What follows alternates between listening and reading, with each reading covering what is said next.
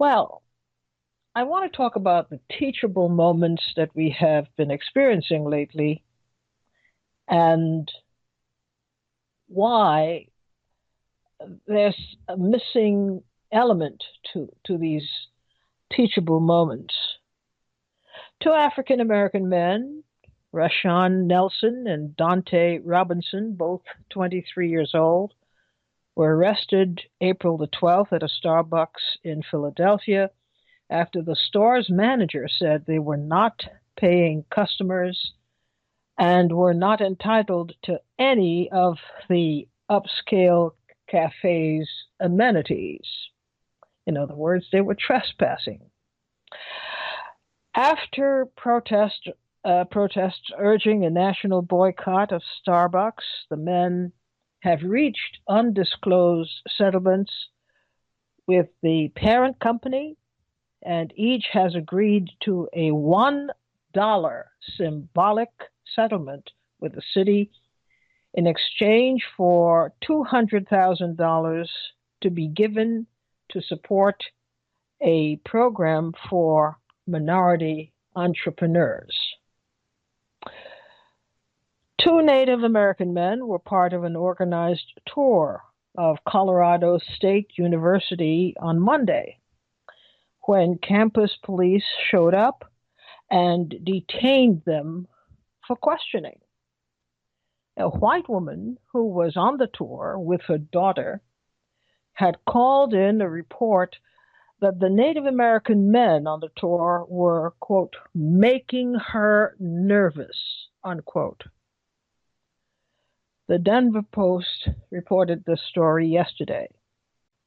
After campus security questioned the men, they left the tour and the campus and returned to their home in New Mexico. The CSU officials tried to reach out to them to apologize, but it appears the damage has already been done. Just two examples. And here is the reason I'm citing these two examples. Because we are encouraged to believe that, yes, these are very nasty events. They should not have happened, but they did. Lapse of judgment in management and people who are conducting tours of a university and so forth. Okay, we get all that. But nonetheless, even with all of the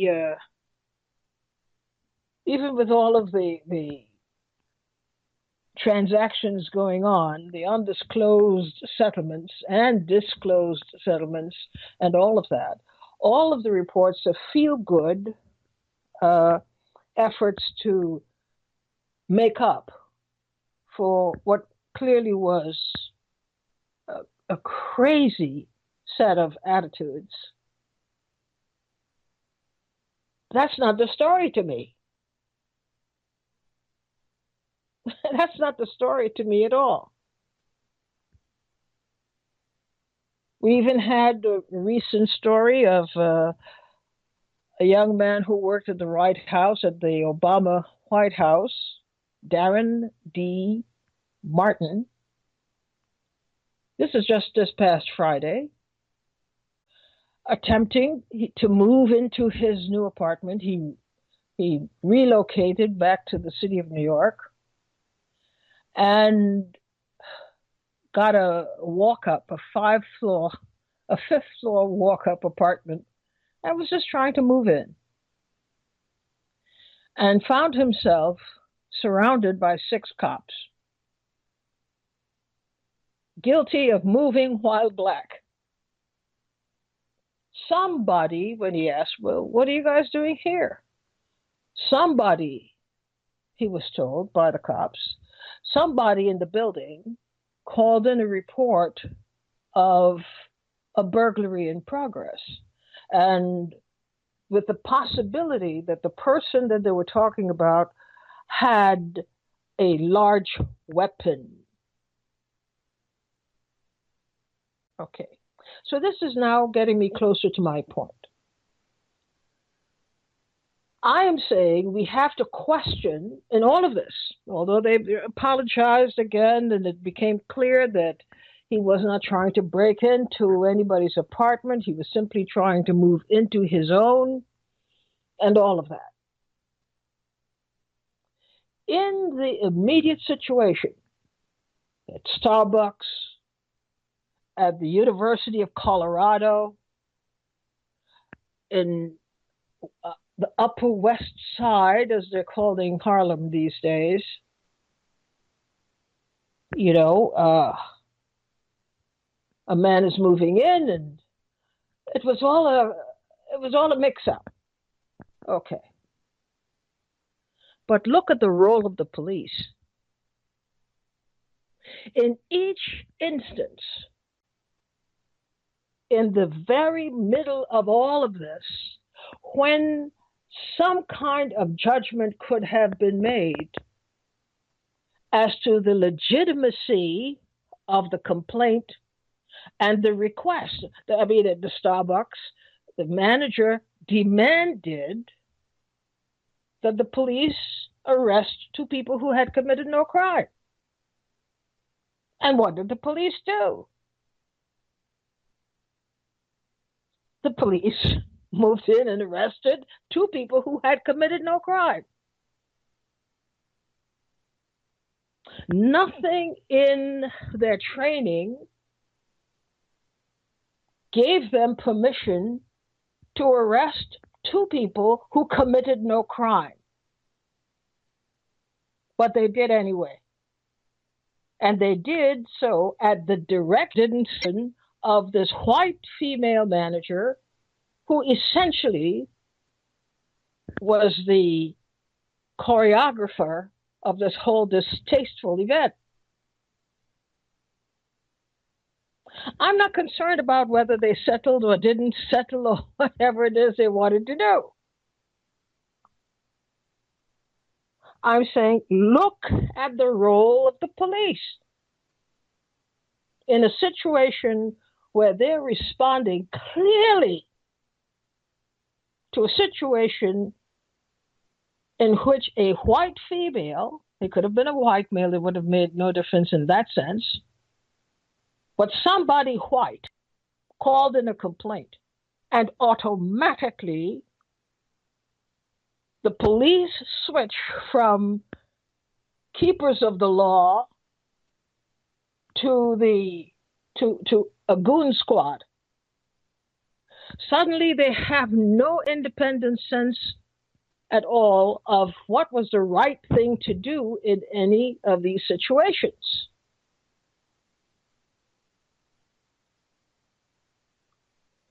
Nobody of the platoon that responded to Starbucks and this crazy manager who said that these men were trespassing because they were waiting for a friend to come to meet them there so that they could have a meeting about a business project. One crazy woman picks up the phone and says, "We want these people out of here." Is that the job of the police? To obey you? To not question your prerogatives or desires? To be, in effect, your private goon squad?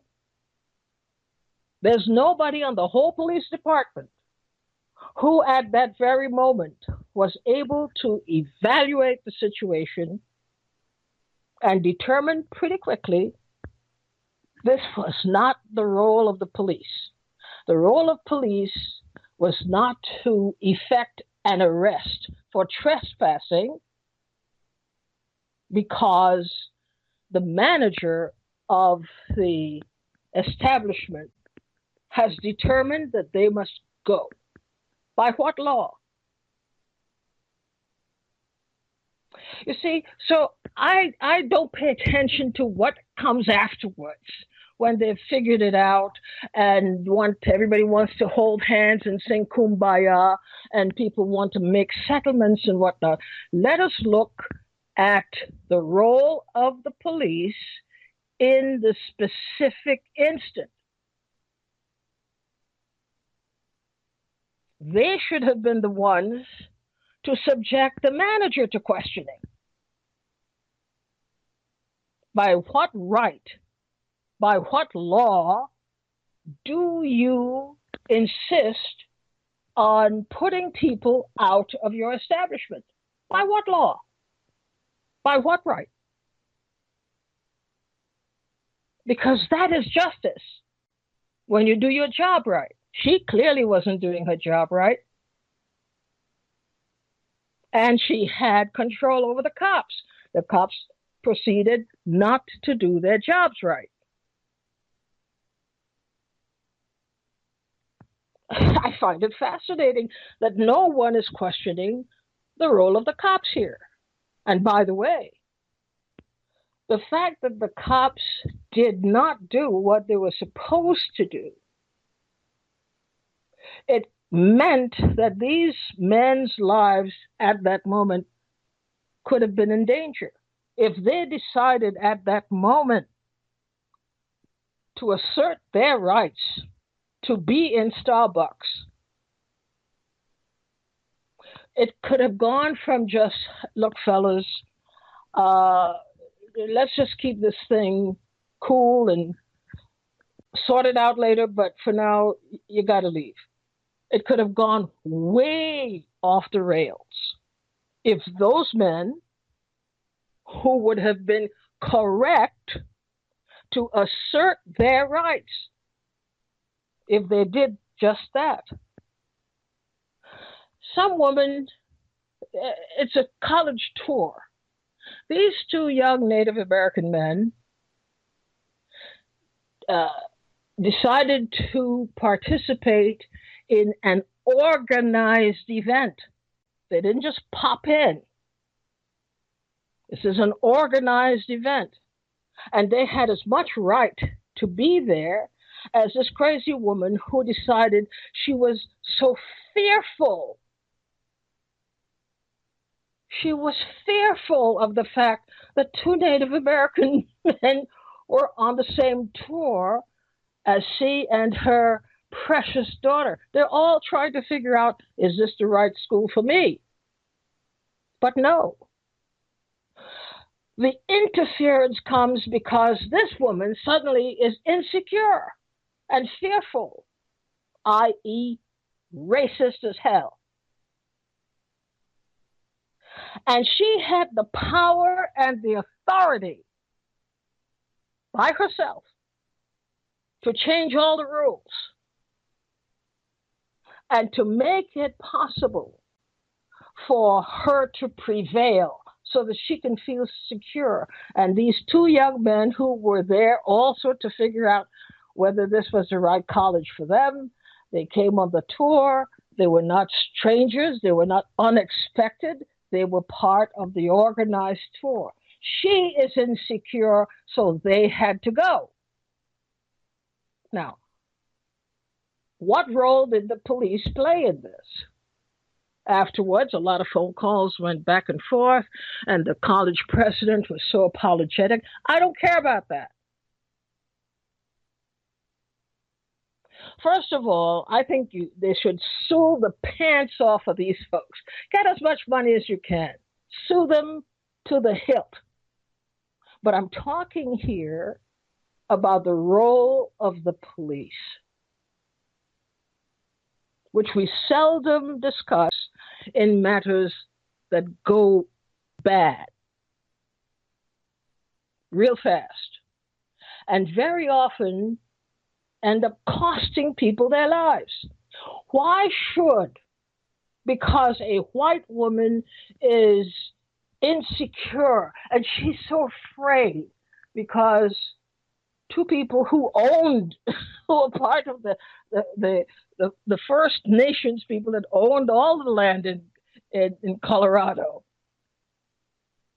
that they should come along on a tour, an innocent thing like that, And you, with your messed up mind, your horrible racist attitude, get the police involved, and the police essentially do their bidding. These two young men should not have been forced or felt the need to remove themselves from seeing to their future.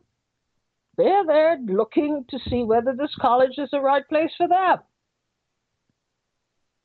They cleared out, they left the tour, they went back home. Nothing happens to this woman. And the police are okay. Of course, everything is post facto. They make the calls all afterwards. The college president is so upset. And I don't care how upset you are. Why is it that in order to arrive at a point where we have a civil society, the victims have to first play the role of rehabilitators, and secondly, absorb the cost and the penalties to make this world better? It's not their job. And here we see the example of how the police themselves express their own internalized racism. The word of any complainant who is white against any complainant who is not is what they follow. This young man is trying to move into an apartment. He's coming back to the city. And he is met up with 6 cops. Of course, they're all armed. What if he were to have reacted in a different way? He would have been endangering his own life. The cops didn't feel obliged to check out the complainant. The cops acted only on the information they had from the complainant. They didn't talk to this woman. They didn't interview her. They didn't ask her, what did you see? What did the person look like? And she gave all these details. A person carrying a large weapon. That man could have been shot down like a dog in the hallway, just trying to move into his new apartment. And all because the police refused to do the job that the police ought to do. In as much as you are responding to a complaint, the complainant is right there in the building. Go knock on the door. Hello, Miss Complainant. Tell us what you saw. What did the guy look like?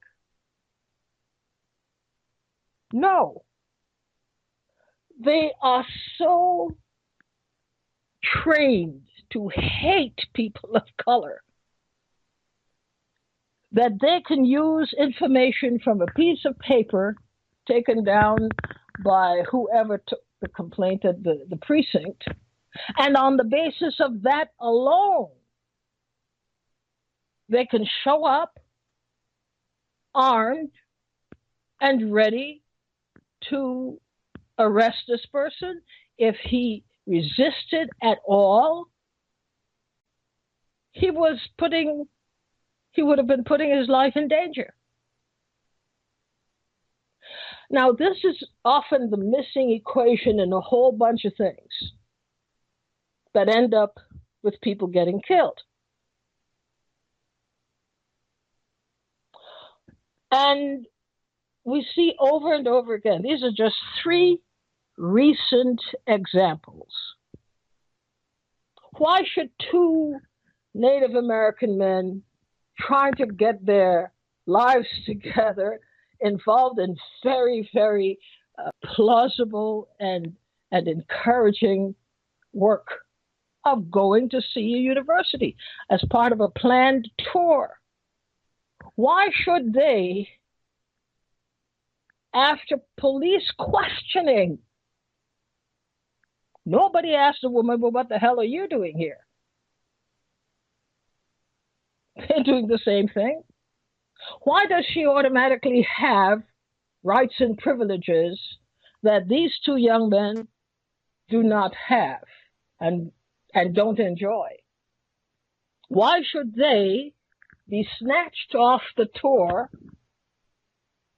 and be subjected to close questioning by the campus police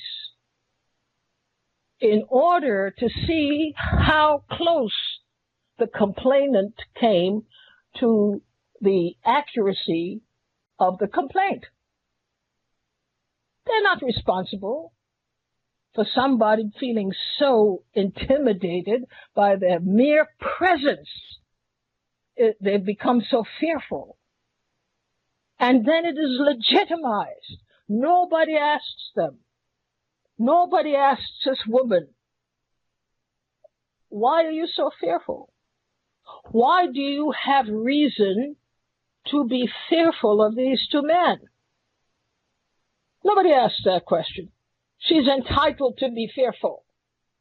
And because she's entitled to be fearful, they must comply with being sequestered, moved out of this tour of a college. Their purpose and their business cut short because they were there to evaluate the college to see whether it was a match for them. And they're the ones under the gun, literally, until they just decided, we don't need to be here. And that, too, is a function of police. The police function usually is raised when somebody is dead. Well, how did he end up dead?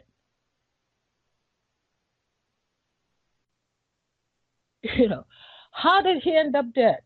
Very often it's these trivial matters that are compounded by the police not subjecting the complainants to the kind of scrutiny that they automatically subject the innocent people to. I've seen so many times cases where this happens, and it still continues. And then we hear, after some kind of confrontation, as with the Starbucks case, isn't it nice that they're all together, these two young men? Isn't it nice of them to be so generous and so kind after being treated the way they were treated? Isn't it really a very laudable thing? I'm not in the business of trying to be laudable. I don't care whether people think I'm laudable or not. The question is, at the very moment when the police presence at Starbucks should have produced an entirely different result, which was to ask the manager, well, what are they doing wrong? Did they break up your saucers and cups? Did they steal some of your macchiato? What did they do? I'm asking you because now you call the police, you call us the police to effect, essentially, an eviction from a store on the basis that they are trespassing. Nobody asks the manager, what does the word trespassing mean? Here, right now, what does it mean?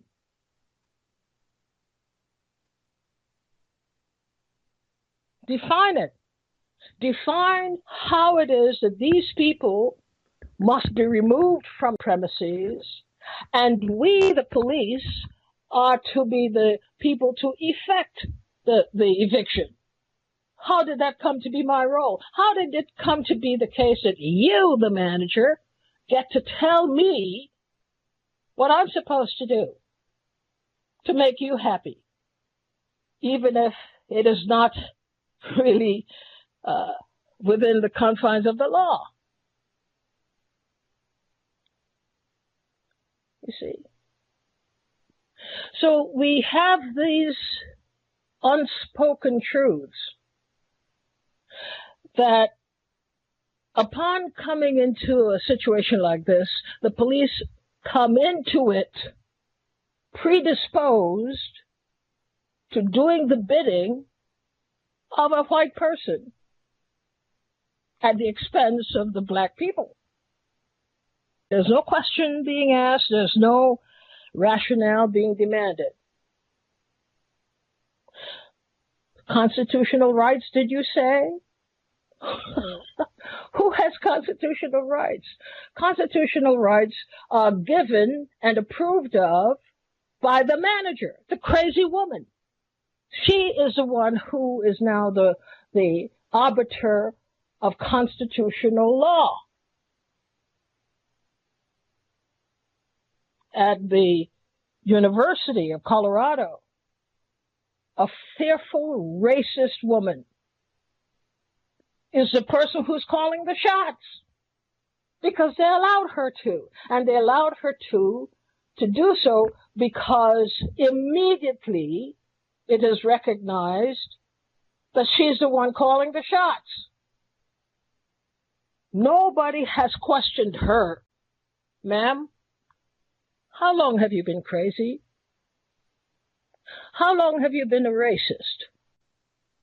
How long have you harbored these racist feelings about Native American men? Why do you think that we are to obey your rules or your requests to make you feel safe in your racism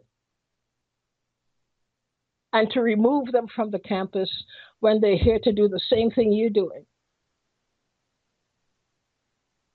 Why should they go and you stay?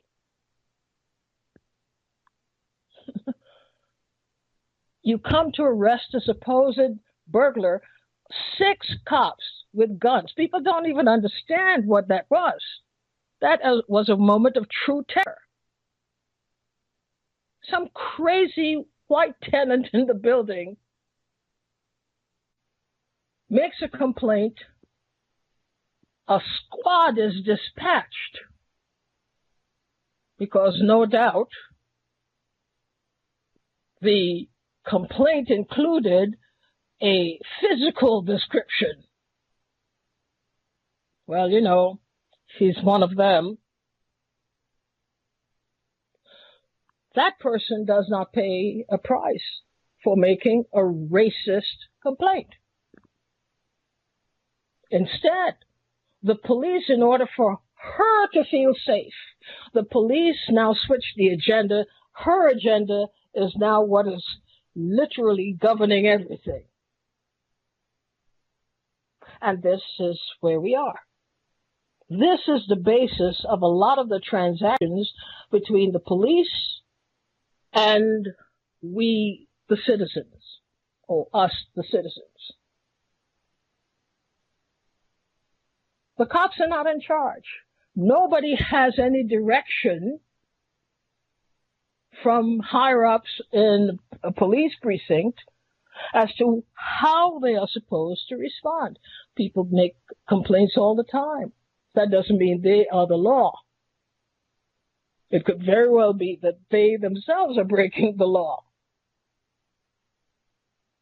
But we have to end this cycle of the victims of racism themselves having to rehabilitate or pay the price for rehabilitating their racist attackers, their racist exploiters.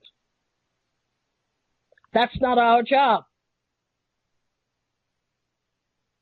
And we have to get to this question of what is the standing order when police officers are dispatched in order to investigate a crime or an alleged crime or a complaint.